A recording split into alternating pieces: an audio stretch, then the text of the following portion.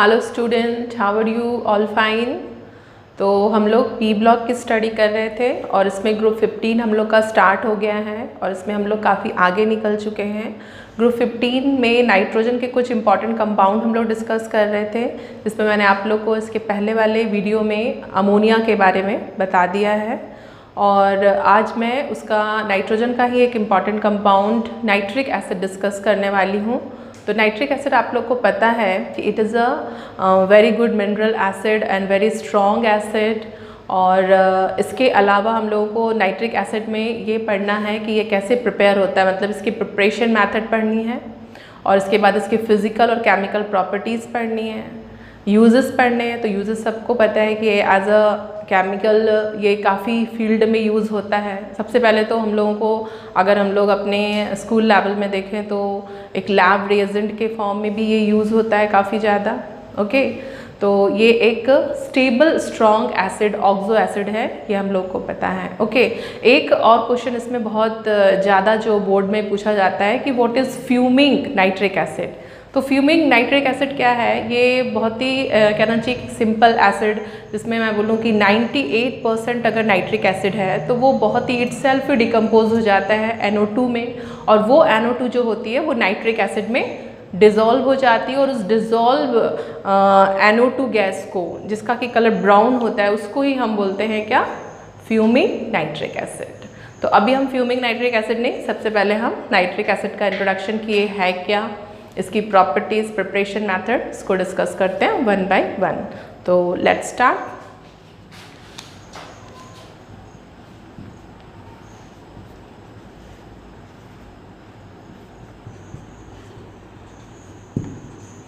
Fuming nitric acid.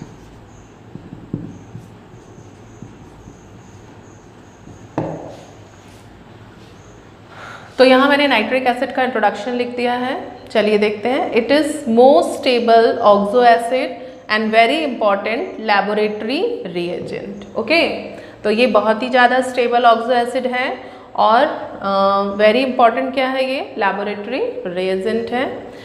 In aqueous solution when oxide of nitrogen dissolve in water then it become yellow. ठीक है, तो क्या करना है? In aqueous solution when oxide of nitrogen क्या हो रहा है, मतलब NO2 जो है जब वाटर में उसको डिजोल्व करते हैं तो वो येलोइश कलर का होता है और उसको हम क्या बोलते हैं? फ्यूमिंग नाइट्रिक एसिड, या हम बोलते हैं concentrated nitric acid HNO3। Okay, तो what is fuming nitric acid just मैंने अभी बता दिया। अभी मैं इसको आप लोगों को लिख के भी एक्सप्लेन कर देती हूँ कि जब भी क्या बताया मैंने कि 98% कंसनट्रेटेड नाइट्रिक एसिड जो होता है वो इटसेल्फ ही डिकम्पोज हो जाता है NO2 में, और वो NO2 जो होती है नाइट्रिक एसिड में क्या हो जाती है? इजीली डिजॉल्व हो जाती है और उसकी वजह से उसका कलर कैसा हो जाता है? येलो, और उसको ही हम बोलते हैं फ्यूमिंग नाइट्रिक एसिड। ठीक है, तो चलिए हेडिंग लगाते हैं। पहले आप इसको नोट करिए, fuming nitric acid. Metal react with fuming nitric acid to form metal oxide। तो ये बहुत इजीली मेटल के साथ रिएक्ट करके मेटल ऑक्साइड फॉर्म करता है, except noble metal gold and platinum. Okay, now तो चलिए देखते हैं हम लोग। On increasing, what is fuming nitric acid? On increasing concentration of nitric acid up to 98%, they decompose itself and form NO2। NO2 gas form करती है which dissolve in nitric acid and known as fuming nitric acid। उसी को हम बोलते हैं fuming nitric acid। Okay, NO2 is brown color gas, so on dissolution fuming nitric acid become brown in color। Okay, तो dark yellowish मतलब brownish colour हो जाता है उसका। क्यों हो जाता है? क्योंकि NO2 का कलर कैसा होता है? येलोइश ब्राउन होता है। तो जैसे ही वो नाइट्रिक एसिड में, क्योंकि एक्चुअली में जो प्योर नाइट्रिक एसिड होती है वो बिल्कुल कलरलेस होती है। और अगर आपको नाइट्रिक एसिड का कलर येलोइश ब्राउन दिख रहा है, इसका मतलब है वो फ्यूमिंग नाइट्रिक एसिड है। क्यों है? क्योंकि उसमें NO2 जो है वो डिजॉल्व है। Okay, now next, metal react with fuming nitric acid to form metal oxide. तो ये मैंने अभी बता ही दिया कि जो फ्यूमिंग नाइट्रिक एसिड होती है वो ऑल मेटल, जितने भी मेटल्स हैं एक्सेप्ट नोबल मेटल, उन सभी के साथ रिएक्ट करके उसको मेटल ऑक्साइड में चेंज कर देती है। मतलब ये बहुत ही अच्छा स्ट्रॉन्ग ऑक्सीडाइजिंग एजेंट की तरह भी बिहेव करता है। ओके, तो चलिए इसको नोट करिए, इसके बाद मैं आप लोगों को इसकी प्रिपरेशन मेथड बता देती हूँ।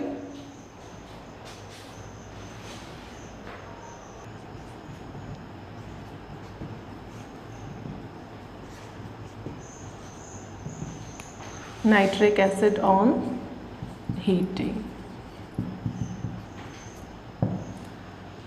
तो लेबोरेटरी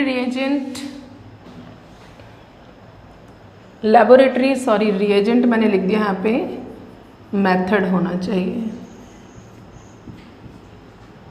ओके, तो हम लोग यहाँ पर प्रिपेयर कर रहे हैं किसको? नाइट्रिक एसिड को। तो व्हेन सोडियम और potassium nitrate is treated with concentrated sulphuric acid.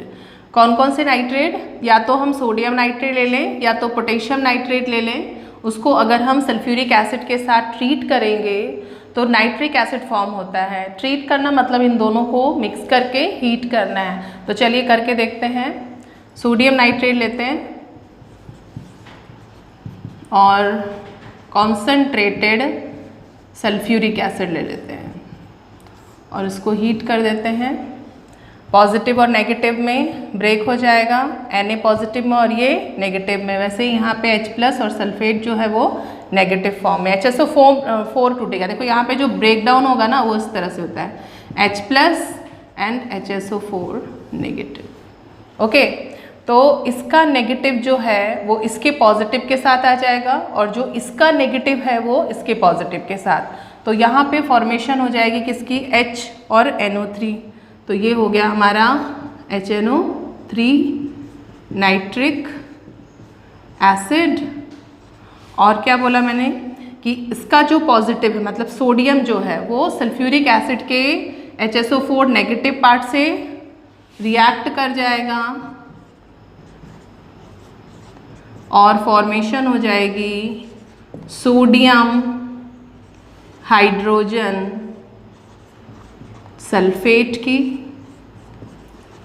या हम इसको बोल सकते हैं sodium bisulphate. Okay, sodium hydrogen sulphate या सोडियम बायसल्फेट। अब इसी तरह से सोडियम की जगह यहाँ पर क्या लिया हुआ है? पोटेशियम। तो पोटेशियम नाइट्रेट हो गया, इट इज सोडियम नाइट्रेट। तो ये potassium nitrate concentrated sulphuric acid, heat कर देंगे इसका नेगेटिव इसके पॉजिटिव के साथ, पॉजिटिव नेगेटिव, और जो इसका नेगेटिव है वो इसके पॉजिटिव। तो यहाँ पर फॉर्म हो जाएगा फिर से एक बार HNO3 नाइट्रिक एसिड और पोटेशियम हाइड्रोजन सल्फेट। ओके, तो ये हो गई लैब मेथड या लेबोरेटरी मेथड जिसमें हम लोगों ने नाइट्रिक एसिड को प्रिपेयर किया। ओके, तो इसको आप लोग नोट करिए, फिर मैं नेक्स्ट आप लोग को बताती हूँ।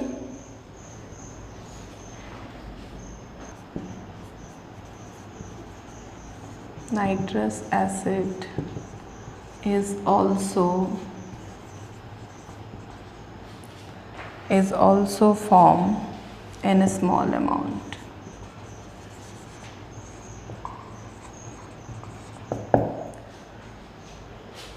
तो ये है नाइट्रिक एसिड के प्रिपरेशन के बहुत ही इम्पॉर्टेंट मेथड जो कि अक्सर ही बोर्ड एग्ज़ाम में पूछ ली जाती हैं। वो है ओस्टबाल्ट प्रोसेस। ओके, तो क्या है ये ओस्टबाल्ट प्रोसेस? तो एक्चुअली में ये 3 स्टेप रिएक्शन है जिसमें हम लोग अमोनिया को ऑक्सीडाइज करते हैं NO में, नाइट्रिक ऑक्साइड में, और इस नाइट्रिक ऑक्साइड को और ज़्यादा जब उसका ऑक्सीडेशन करते हैं तो वो NO2 में चेंज होती है, और NO2 जब फॉर्म हो जाती है तो उस गैस को जैसे ही हम वाटर में डिज़ोल्व करते हैं तो हम लोगों को मिल जाती है नाइट्रिक एसिड। लेकिन उस नाइट्रिक एसिड के साथ कुछ जो है वो नाइट्रस एसिड भी मिलता है, ठीक है। तो चलिए देखते हैं। In this process mixture of ammonia and air is passed over platinum catalyst. Okay, तो इस प्रोसेस में हम लोग क्या करते हैं, मिक्सचर लेते हैं अमोनिया और एयर का और उसको प्लैटिनम गॉज या प्लैटिनम कैटलिस्ट एज अ जो कैटलिस्ट हम यूज़ करें प्लैटिनम गॉज का, तो उसके ऊपर जब पास करते हैं then we get nitric oxide. तो हमको क्या मिलता है, नाइट्रिक ऑक्साइड। और इस नाइट्रिक ऑक्साइड को हम क्या करेंगे, इस फर्दर ऑक्सीडाइज, इसको फिर से हम ऑक्सीडाइज करेंगे and to nitrogen dioxide on cooling. तो क्या फॉर्म होगा, to form nitrogen dioxide on cooling. Okay, now next step में जब नाइट्रोजन डाइऑक्साइड फॉर्म हो गया है तो हमको क्या करना है, तो nitrogen dioxide so form is dissolve in water, इसको हम वाटर में डिजॉल्व करेंगे टू गेट नाइट्रिक एसिड, जिससे हमको क्या मिल जाएगा, nitric acid. Nitrous acid is also form in small amount, और इसमें नाइट्रस एसिड भी हम लोगों को मिलने वाला है। तो बहुत ही इजी सी रिएक्शन, चलिए मैं इसके बाद, पहले आप इसको नोट करिए फिर मैं रिएक्शन बता देती हूँ। ओके, चलिए पहले इसको नोट करिए।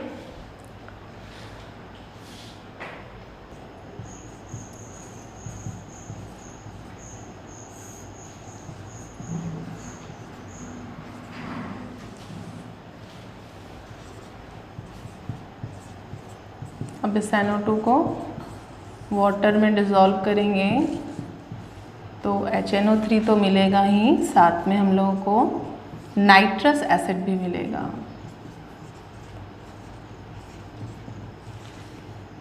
ये हम लोग का नाइट्रिक एसिड। अब जो ये नाइट्रस एसिड है ये डिकम्पोज हो जाता है नाइट्रिक एसिड में, NO में, और इसके अलावा वाटर। ओके, तो चलिए इसको नोट कर लीजिए, जो अभी मैंने स्टेप्स लिखाए थे बस उसको ही किया है।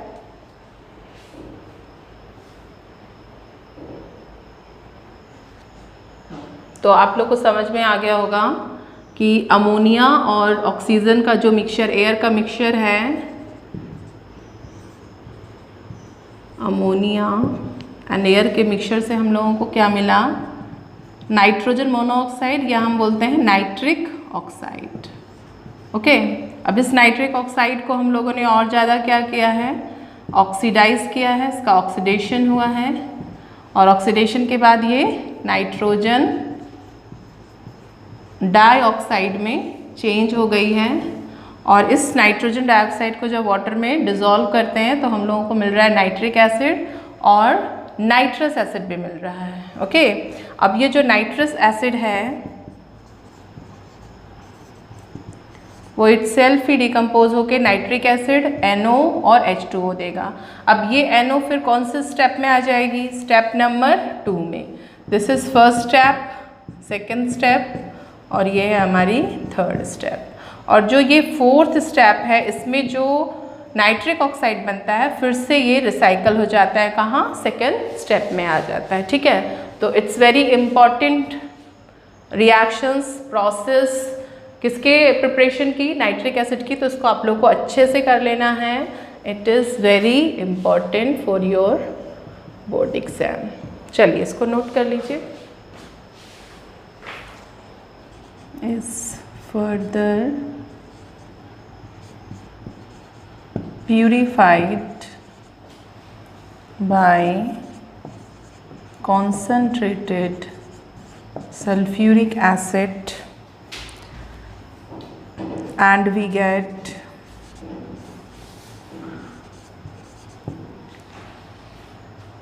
%98 नाइट्रिक एसिड, जिसको हम लोग फ्यूमिंग नाइट्रिक एसिड भी बोलते हैं।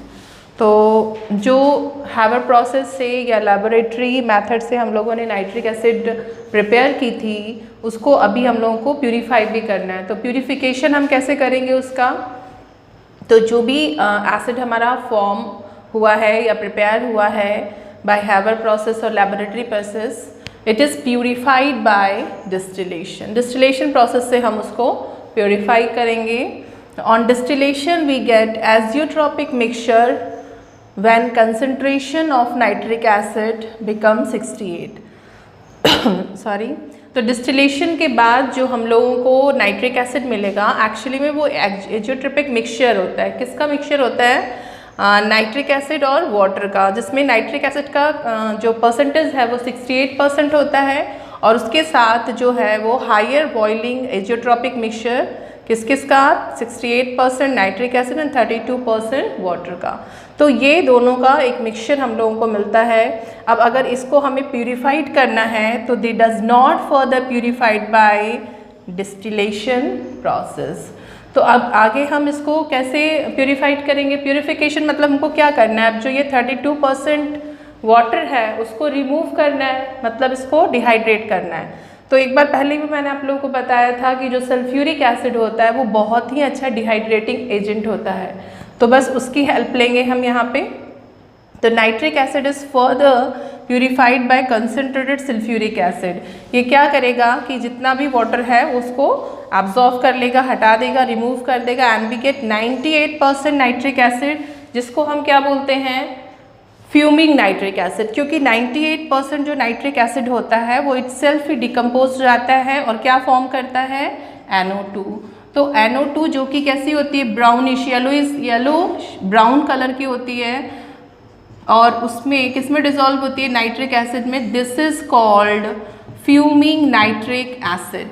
ओके, तो ये हमारा नाइट्रिक एसिड प्रिपेयर हो गया और उसको हमने प्यूरिफाई भी कर लिया है।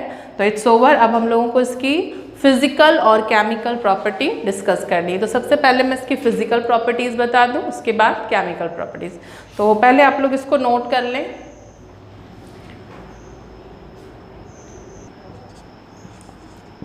It can cause yellow blister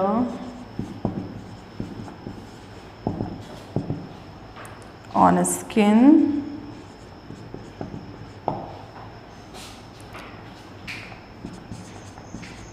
boiling point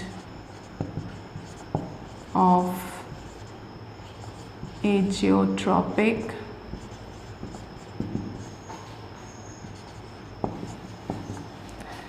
azeotropic mixture is 394 Kelvin। तो ये हो गई नाइट्रिक एसिड की फिजिकल प्रॉपर्टीज़। चलिए देखते हैं। तो इट इज़ कलरलेस लिक्विड, ये कलरलेस लिक्विड होता है।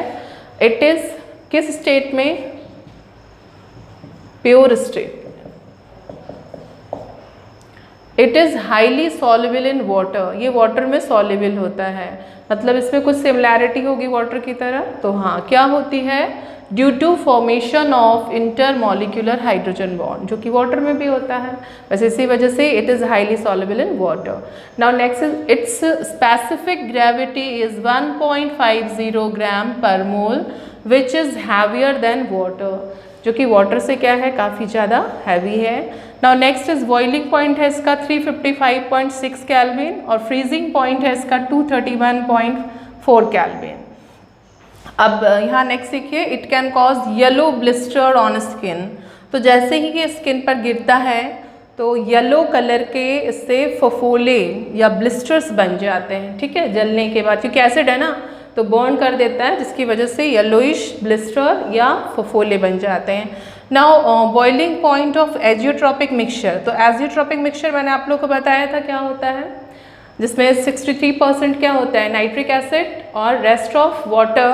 तो उस मिक्सचर को हम लोग क्या बोल रहे थे? Azeotropic mixture. तो उसका अगर हम बॉइलिंग पॉइंट देखें तो it is higher than nitric acid. Okay, तो इट इज़ 394 केल्विन। तो ये होगी इसकी फिजिकल प्रॉपर्टी। नाउ जो केमिकल प्रॉपर्टी है वो हम लोग नेक्स्ट टाइम डिस्कस करते हैं, क्योंकि अभी आगे थोड़ा सा इसमें और भी हम लोगों को पढ़ना है। इसमें brown ring test is very important, है ना। तो वो सब हम लोग नेक्स्ट वीडियो में करते हैं। अभी वीडियो बहुत लॉन्ग ना बने, शॉर्ट वीडियो में आप लोग के लिए बनाती हूँ कि आप लोग बोर ना हो और अच्छे से मन लगा के पढ़ें, ठीक है। तो आज इतना ही रहते हैं, तो तब तक के लिए आप लोग पढ़ते ही रहिए। All the very best.